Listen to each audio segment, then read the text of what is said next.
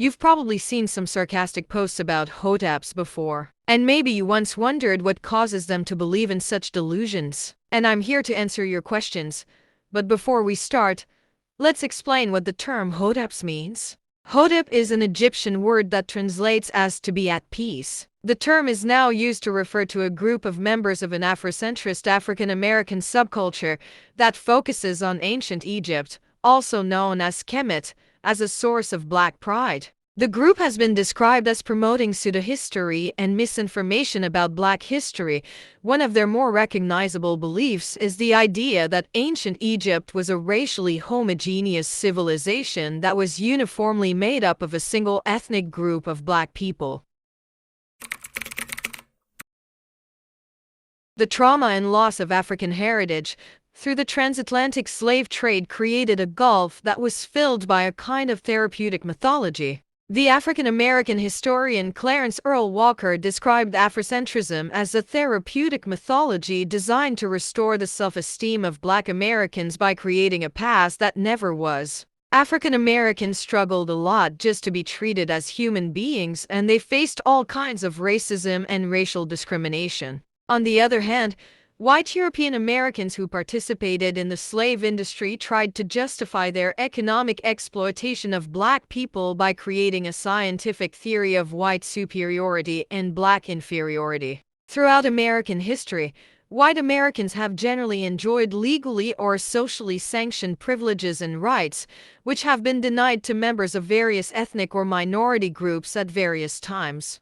Although slavery was ended, yet the ghost of slavery still haunts African Americans until today. Afrocentrists like Molefi Kido-Santi and other black scholars highlighted a relationship between ancient Egypt and modern black Americans in order to instill a sense of pride for black achievement. However, these links contain the implicit, inaccurate assumptions that ancient Egyptians would have physically resembled those who self-identify as black today, and that modern black people can trace their lineage to ancient Egypt. In search for a place to belong to, the African American obsession with Egypt increased day by day. Their lack of confidence led them to claim everything as their own. They wanted to prove that they aren't not only equal to white people but more superior, and to do so they had to prove that all the achievements of the West is basically because of what they believe to be a black heritage. For a young black person struggling to connect to their ancestors, ancient Egypt is a familiar and attractive place to start.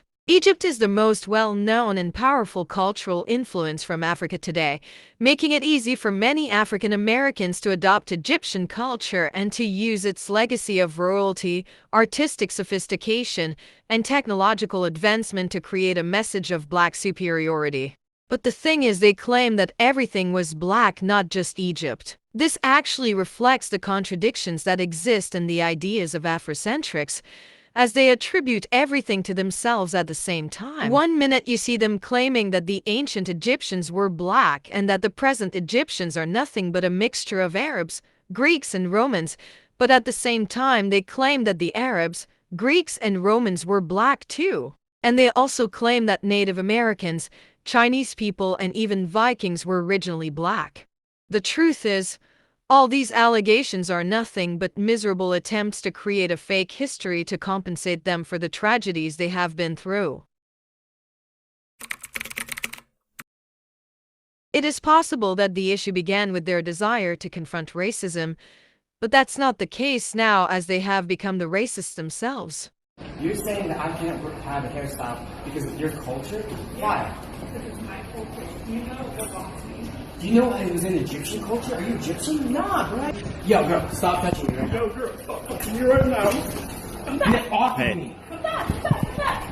You put your hands on me, go where? Like, you're gonna make something just because of what the hair I have? That's no reason, yo. I don't need your disrespect. I don't need your disrespect. Why are you filming this? Just for everyone's safety.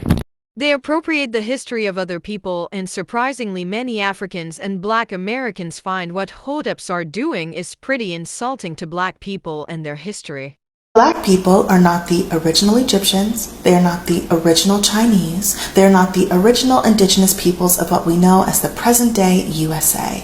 This isn't about Egyptians. This is about Americans fighting over histories and cultures that they find impressive, trying to claim them as their own, which, in the process, erases everybody else's culture and history, and contributes to an odd and sad culture of shame around just being West African. People with dark skin have existed in almost every corner of the earth since humans have existed in almost every corner of the earth. When people say black people are the true insert race or peoples here, that's not what they're talking about. They're talking about African people, typically the image of Western African people, being the true indigenous of those groups who were eventually displaced by the groups we know of today. I always say, you Egyptians, get your black ass back to West Central Africa where you belong, and leave other people's history and culture alone. We have all kinds of science links explaining that the modern day Egyptians that are there right now, who y'all think is Arab, are Egyptian and North African. They're not Arab. The modern day Egyptians are the ancient Egyptians. They never disappeared. So if you want to know what the ancient Egyptians look like, just look at the modern day ones. They look similar. You know what I find absolutely hilarious? When an American raised in America, whose culture is American, tries to Afri-splain Africa to an African. Yet, if I asked you to name me 5 countries in Africa, off the top of your head, you probably can't. But you'll be the first one to gatekeep African culture from people who don't look like me, which makes you a racist. Plain and simple. And I think there's an underlying effort to try and change historical fact. We're talking about people that don't know about history and they see movies like this, they're going to associate that particular person with a particular race, although it's obviously not true. And of course, educate your children about the real history, about what's going on. Talk about history in the real way to your kids so they don't go to Netflix or Hulu or YouTube or anywhere else and see things that are categorically false and then take that as reality. So there are black people on this app claiming to be Native American. No, not descendants of Native Americans. They think they are original black Americans. Not from Africa. No. They are not from Africa. Yeah, you heard me right. These people believe that they're not from Africa. They were always here.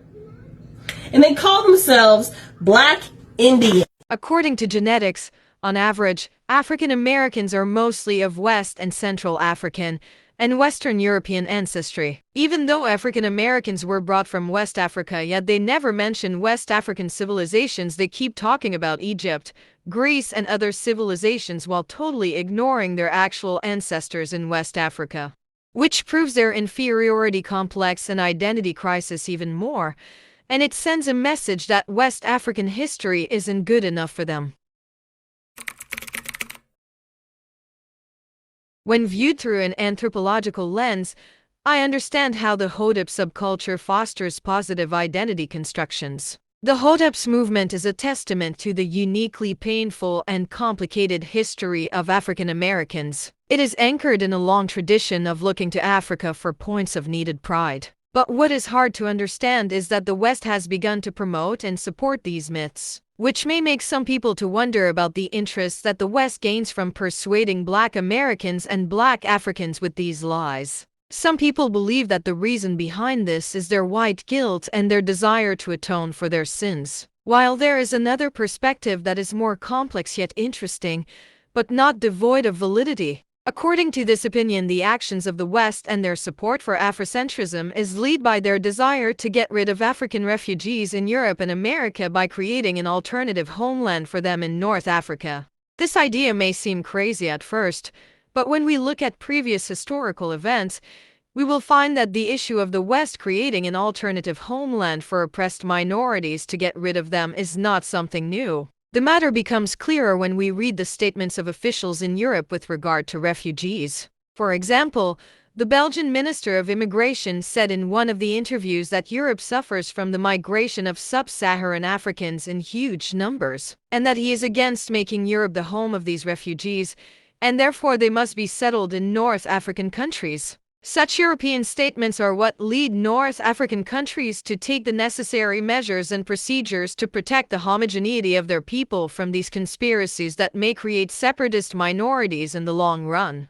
For example, the Tunisian President Kais Saied decided to evacuate African refugees who came to Tunisia illegally. He also explicitly warned the European Union that Tunisia would not act as the border guard of the European Union. A statement from his office described what's happening as a criminal plot to change Tunisia's demographic makeup, especially that those sub-Saharan migrants in Tunisia are claiming that the country belonged to sub-Saharan Africans and that North Africans are Arab invaders. The former French presidential candidate Eric Zemmour tweeted in support of Saied, saying that the countries in North Africa were themselves starting to sound the alarm over what he described as the Great Replacement. ونحن نرتز بانتمائنا الافريقي، ولكن هم بطبيعه الحال تاويلهم اليوم هم يحبوا يغيروا التركيبه الديموغرافيه لتونس وترتيب وخذوا فلوس كما خذوا فلوس في عديد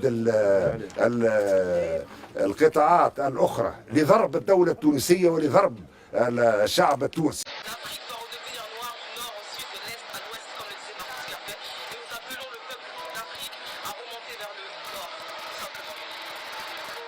But of course, all of the previous is nothing more than speculation, or some may even describe it as a conspiracy theory. That's why I'd like you to tell me in the comments your views on why the West supports these myths.